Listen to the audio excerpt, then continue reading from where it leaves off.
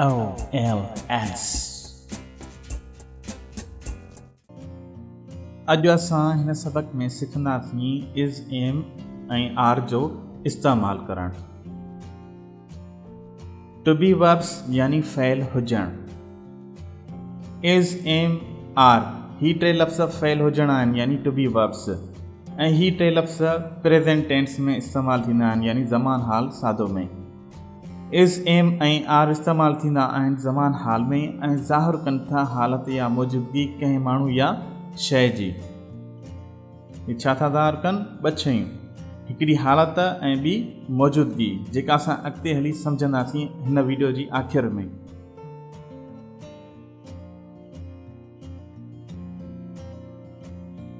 हिन में असां इज़ एम आर जो इस्तेमालु करणु सिखंदासीं त उहे कहिड़नि लफ़्ज़नि सां इस्तेमालु थींदा आहिनि।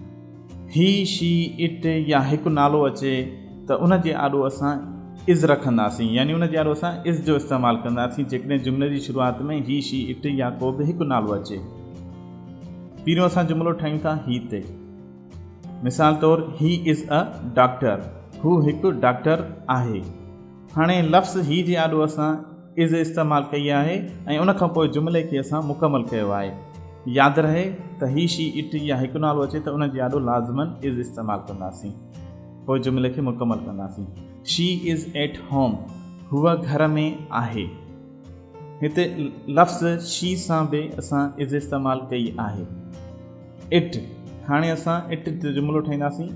It is a nurse, it is a nurse, इहा हिकु नर्स आहे। इट सां बि इज़ इस्तेमालु थींदी। ऐं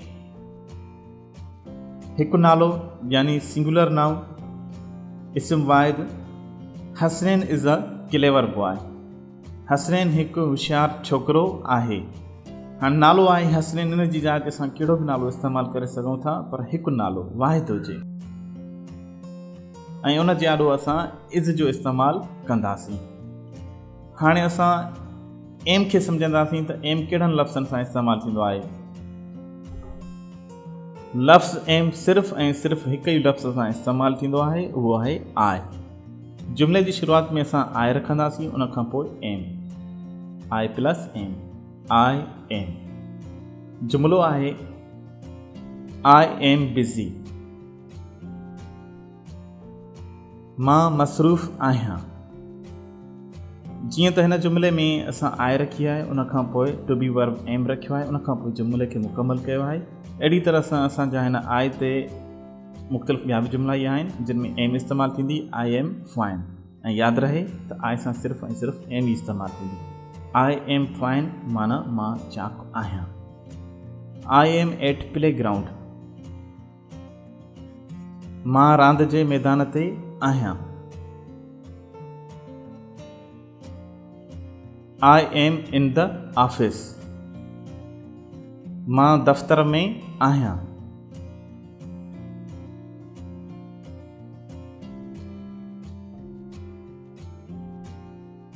टू बी वर्ब्स मां एम जेको आहे उहो सिर्फ़ु ऐं सिर्फ़ु आई सां इस्तेमालु थींदो आहे। हाणे वारो आहे आर जो, त आर कहिड़नि लफ़्ज़नि सां इस्तेमालु थींदी आहे। जेकॾहिं जुमिले जी शुरूआति में वी अचे, यू अचे, दे अचे या जमा नाला अचनि, जमा नाला यानी ॿ या ॿिनि खां मथे हुजनि त उहे थिया जमा, उन्हनि जे आॾो असां आर लॻाईंदासीं। We are, you are, they are, Hasnain and Anas are. हाणे असां सभ खां पहिरियों जुमिले में इस्तेमालु कंदासीं लफ़्ज़ V. V are in Pakistan, असां पाकिस्तान में आहियूं। लफ़्ज़ वी सां बि असां हिते आर लॻायो आहे, उन खां पोइ जुमिले खे मुकमल कयो आहे। अहिड़ी तरह सां ॿियनि लफ़्ज़नि सां बि आर ई लॻंदी। ऐं जेकी मूं हिते मैंशन कया आहिनि, डिस्क्राइब कया आहिनि त इज़ एम आर कहिड़नि लफ़्ज़नि सां लॻे थी, त सिर्फ़ु उन्हनि सां ई तव्हां इस्तेमालु करे सघो था। यू आर स्टबन, तूं ज़िद्दी आहीं। यू आर स्टबन, तूं ज़िद्दी आहीं। हिते यू सां बि आर ई लॻाई आहे, पोइ जुमिले खे मुकमल कयो आहे। अहिड़ी तरह सां दे सां बि आर लॻंदी। हाणे दे ते जुमिलो आहे दे आर कंपेल्ड, उहे मजबूर आहिनि। दे सां बि आर लॻाई आहे ऐं पोइ जुमिले खे मुकमल कयो आहे। हाणे असां जमा नाला यानी ॿ या ॿिनि खां मथे नाला। हसनैन एंड अनस आर नाटी, हसनैन ऐं अनस शरारती आहिनि। हसनैन ऐं अनस जे विच में एंड थी अचे। एंड ॿिनि नालनि खे मिलाए जमा ठाहींदी आहे।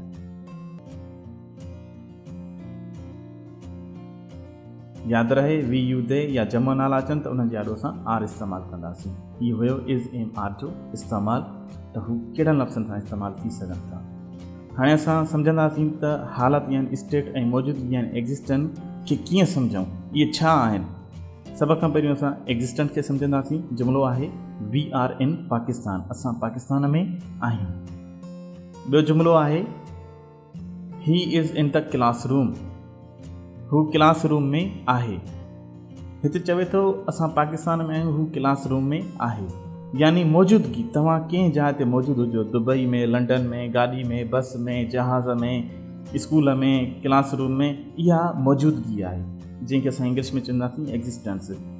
हाणे असां स्टेट खे सम्झंदासीं। स्टेट आहे छा, यानी हालत। I am a rich man, मां हिकु अमीर माण्हू आहियां।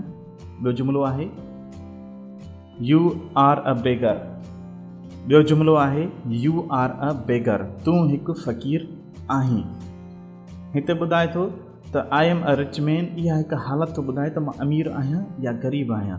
यू आर अ बेगर, हिते बि हालत थो ॿुधाए त तूं हिकु फ़क़ीर आहीं या मालिक आहीं। जेको बि आहे उहो असांखे इंतज़ारु करिणो पवंदो, यानी इहा हिकिड़ी हालत आहे।